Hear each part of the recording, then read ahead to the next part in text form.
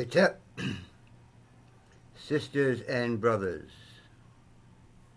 Welcome. I'm not going through the whole thing. I just wanted to play this. I'm just going to play the sound from another video. But it had to be more than 20 years ago. I heard this brother, Dr. Claude Anderson. And after I heard him, subsequently, I bought his book, POWERNOMICS. And I believe that's one of the first books I ever read from front to back. Usually when I get a book, I go in the middle. I might start in the front, and then I'll go to the middle, then I'll go to the back, and blah, blah, blah. But this one I read from front to back. And after that, I came to consider Dr. Claude Anderson on the same level as my spiritual teacher, Dr. Malachi Z. York.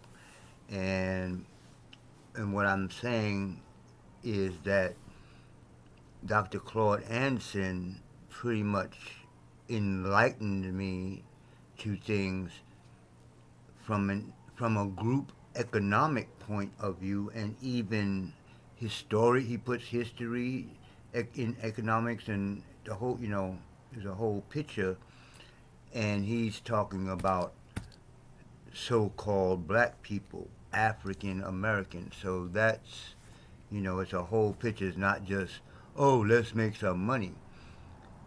It's other things behind.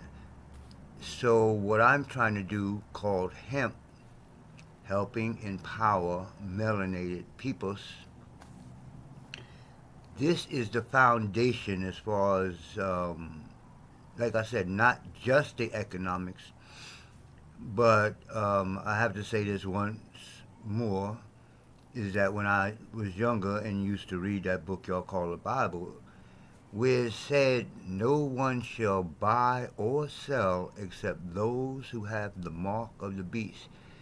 And that always tripped me out, because in my mind, I'm like, this is a spiritual book. Why are they talking about buying and selling stuff? Well, we are in those days. And now I know that if you have control of me with dollar bills, I'm not jumping up and getting one. If you don't have control of me with the dollar, or if you're controlling me with the dollar, you're controlling my spirit and eventually my soul. So I just wanted to play this little segment of Dr. Claude Anderson right quick. Where's my speaker? So y'all can hear it. And I will sit here and be quiet. Maybe. I want you to know who your next damn neighbor is. You don't see them anymore. You got to start getting, and once you build your community and you start trusting each other, then you can get cooperation. You start cooperating and pooling your money, pooling your resources, pulling your talents, pulling your brains together to be a competitive group. And then you can get accountability. You can hold some of these water-leg politicians accountable. Yeah. Next one for me, please. Now, what we're going to do now is show you how this whole game works. Now, here's the POWERNOMICS principle for you, how the whole game works. What I want you all to do is start at the bottom. Once you start building these communities, understand this. Everything is vertical. The first thing you can do to empower yourselves, to enrich yourselves in our capitalist society, you must have a first floor. Your first floor is your economy. The first thing you do is build a business community here in Chicago, any place in the United States. Build a business community that can provide jobs and money, income, and products and services. You spend and you build wealth because you can redistribute wealth quicker owning a business than you can just working a job. Build you an economy right here called Blues Town, right here with the belle of Blues Town, Dorothy Tillman. Build you an economy where you can spend your money with your own people and practice group economics. Group economics means your money must bounce 8 to 12 times before it leaves your community. Hispanic money typically bounces 6 to 7 times. White money bounces 8 to 12 times. Arab and Asian money bounces 13 to 14 times. Jewish money bounces 18 times. Black money doesn't bounce once. Because as soon as you get paid, you take your posterior straight to somebody else's community and spin it. You're impoverishing yourselves by misspending your money. You're creating a balance of trade deficit. We're poor because we enrich everybody but ourselves. After I go down, I'm down in Houston, Texas, and people say, Dr. Harrison, let me take you out. See all these big, beautiful homes all the whites have? How do you get these things? Where do you get all this money for to build all these big, fine mansions? I say, it's easy. It's your money. That's not the part I wanted to play. Let me go back a little bit, something. Own neighborhood built well with black businesses in it. You got this, and this area's got a lot of prosperous businesses. Then you let me have the next slide, please. I got to move a little fast before y'all get mad and leave me. Okay. I think that's it. But what I want you all to understand is that everything is vertical. Always go vertical. Always go vertical. Never go horizontal. Never in anything. Never go horizontal in a race-based society. And see now, look, the difference down here is that back during the old days, before social integration, that's horizontal. We kept going back and forth from the back of the bus to the front of the bus, from the black water fountain to the white water fountain, and moving from the black ghetto to the suburbs. Those are horizontal moves. It didn't elevate you, make you a better, or more powerful person because you moved to the suburbs. And see, only a few blacks trickle up on the old horizontal system. So you started work. Now here's the POWERNOMICS principle for you, how the whole game works. Here you go. What I want you all to do is start at the bottom. Once you start building these communities, understand this. Everything is vertical. The first thing you can do to empower yourselves, to enrich yourselves in our capitalist society, you must have a first floor. Your first floor is your economy. That's what I was The first thing you do is build a business community here in Chicago, any place in the United States. Build a business community that can provide jobs and money, income, and products and services. You spend and you build wealth because you can redistribute wealth quicker owning a business than you can just working a job. Build you an economy right here called Blues Town, right here with the belle of Blues Town, Dorothy Tillman. Build you an economy where you can spend your money with your own people and practice group economics. Group economics means your money must bounce 8 to 12 times before it leaves your community.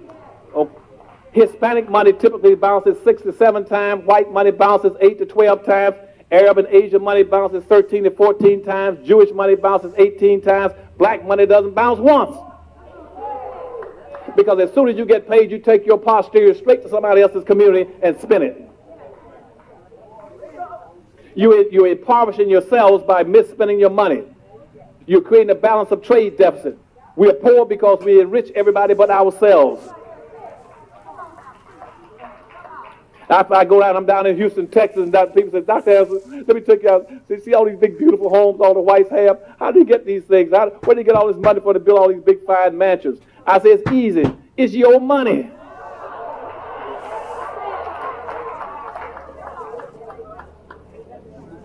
You see, whites live off of 2 incomes. Hispanics live off of 2 incomes. Asians live off of 2 incomes. They live off of 100% of their money and 98% of yours. They live, so all these other groups that you're competing with live off of 198% of money. You live off of 2%. It cannot be done. But we keep trying to do the impossible. That's why we have not progressed, as I said when I started my speech, we have not progressed in 500 years. We're still stuck on the bottom because we do stuff that doesn't make any darn sense. And what I want you all to start doing under the POWERNOMICS, when we get this plan off, we're going to start next year. We got a very specific, broad plan all laid out, where every black in America is going to be a participant, except the Sambos and Samis. We don't want them. We don't want them. We're not going to invite them. We don't have a big tent attitude about we all got to be. No, I don't want to have no big tent attitude. I don't want half of them. Half of them need to go on and get out of here, go on to heaven or someplace, and leave the rest of us alone. Heard that. And I tell you, don't waste your time trying to persuade them when you leave here. Well, you should understand the POWERNOMICS movement and what we're going to be doing in about another year across America. We're going to build big business districts in all these big major urban areas where black folk live. And see, because what will happen, let's give you a little how it will work. It's like if you try to, don't mess around with a fool too long. See, it's like walking down the street. You look up and see a crowd of people at the bottom of a big building. There's a big skyscraping building, 30 stores up, and here's somebody that's talking about he's going to jump. And the guy walks along and says, what's wrong? What y'all applauding for? He said, well, we're just telling that guy on the roof, jump, jump, jump, jump. He said, no, don't say that. Don't do that. That's wrong. You know, every man's life is important. It's very important for that man to stay alive. He might have a family and kids and children. Let me go up there and talk to him for about 5 minutes, and I think I can talk him out of killing himself. So he goes up there, and the crowd just settles down. He goes up there on the roof and talks to the guy for 5 minutes. After 5 minutes up, the people on the ground start chatting again. Jump, jump, jump, jump. And the guy said, no, be cool, be cool. Give me another 5 minutes. And so the crowd quiets down again, and after 5 minutes up, and then guess what, after the second 5 minutes up, they both jump. Show me, for instance, where Asians, Arabs, Hispanics, American Indians, and women and everybody else, and gays, show me where they're equal to black folk. With black people that were the first people on earth, that makes them an exception. If you're the first people on earth, you don't have any equals to you. You were the first people in America. Black people were the first people in America. Not these people call themselves Native American Indians. Those are not the real people in America. Those people came here from Asia. They crossed the Bering Straits about 5,000 or 6,000 years ago.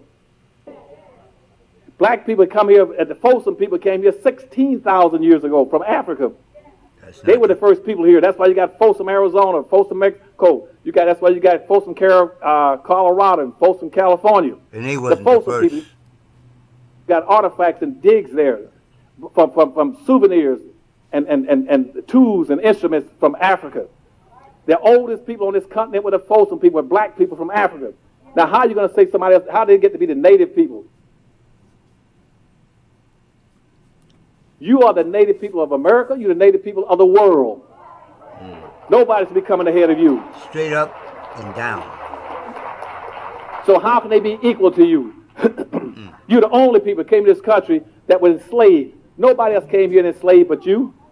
You're the only people that were denied the right to vote. You're the only people that were classified as 3/5 of a human being. You're the only people that were classified as special property.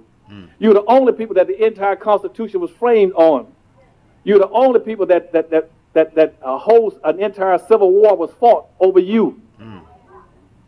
And more importantly, you are the only and the most patriotic people in America. Nobody in this country, I hear all the people on these Rush Limbaugh types and the Hannitys and the O'Reillys always talking about black folk for this and black folk for that, about patriotism. Nobody in this country is more patriotic than you are. You tell them this, that Dr. Anderson told you this. You are the only people in this country. No Asian, no Arab, no Hispanic, no American Indians, anyone else. You're the only people that have fought in every war this country's ever been in.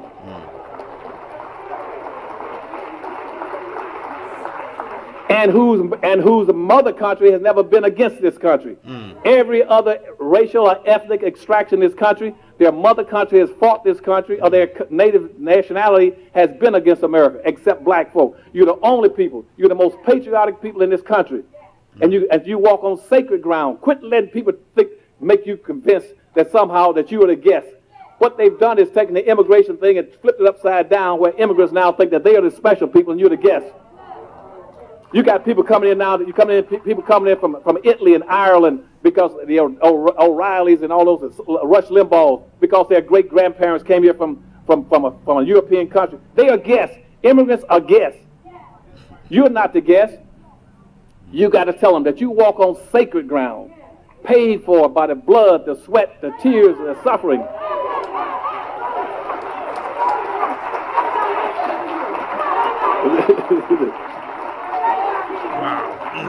That they paid for. They paid for it, and all the black janitors and cooks and maids and butlers and waiters and cotton pickers. You are sacred people and special people. Don't let nobody try to put you down by talking about you're a guest in America. Hell, everybody else here is a guest. You are their people. And they start an immigrant is a guest. When they start bragging about their immigration status, you say, we are the only non-immigrants in America are black people. You're the only non-immigrants. They're talking about this is an immigrant nation.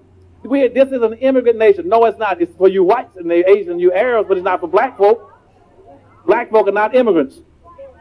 An immigrant is a person who involuntarily migrates from one place into the next and stays and establishes something. Black folk are the oldest people in the land. You're the only non-guest in the land. And they start to hear people talking about, well, what Dr. Anderson, these black folk, they're not happy, they go back to Africa. No, no, no. You follow the rules. Those who came last leave first.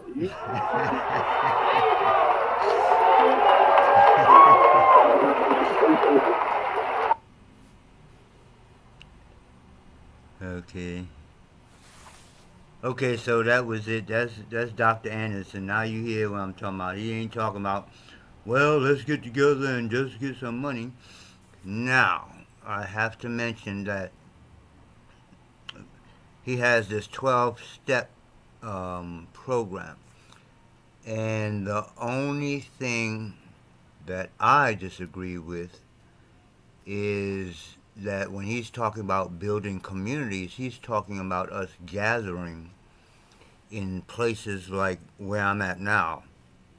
Like Lamert was, well, it's kind of still, but it's changing really quick. It was a so-called black community. Lamert Park, Baldwin Hills, they even made a TV show about Baldwin Hills. Then you got Watts, you got Compton, you got Inglewood. That's all black people. This is the most black people. This area in California is the most black people from the poorest to the richest, all congregated in these different neighborhoods. So he's talking about moving and taking over those neighborhoods because basically, I think because he wants to do that because there's an infrastructure. There are already houses. There are already buildings. Blah blah blah blah blah. But the problem with that, try to own a building. Try to own a home in a city, in any city. Now, even what I'm talking about is get our own land. Yes, we have to rebuild, but that's what it's going to take because unless you're living in a hole somewhere, unless you really believe that something is coming, some blonde-haired, blue-eyed guy is coming out the sky, you can look around and you can see that it's too many things to change. Oh, let's change the educational system. Oh, let's change the police system. Oh, let's change the money system. Oh, when? When is all this going to start? I know. If we get our own land, build our own homes with the soil that's already on the land, indestructible homes, grow our own food, make our own water. Well, that's out here in the desert. You know, if you're on the East Coast somewhere where you got flowing water and stuff like that, you don't have to worry about making water. You know, et cetera, et cetera, et cetera.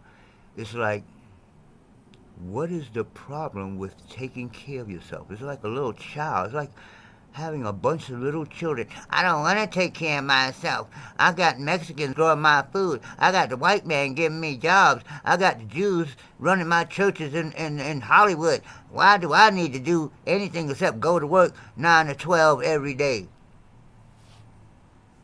Okay, that's enough. This is about Dr. Anderson. If you haven't heard about him, check him out. Now, from the video I was looking at, and from what I know, he's way older than that. That was years ago. He was talking that way back then. And like I said, in 1980, I got out the Marine Corps, and I was telling people, let's get our own. I didn't know nothing that I know now. But I did know it's time to do for self and kind. I'm out. Peace.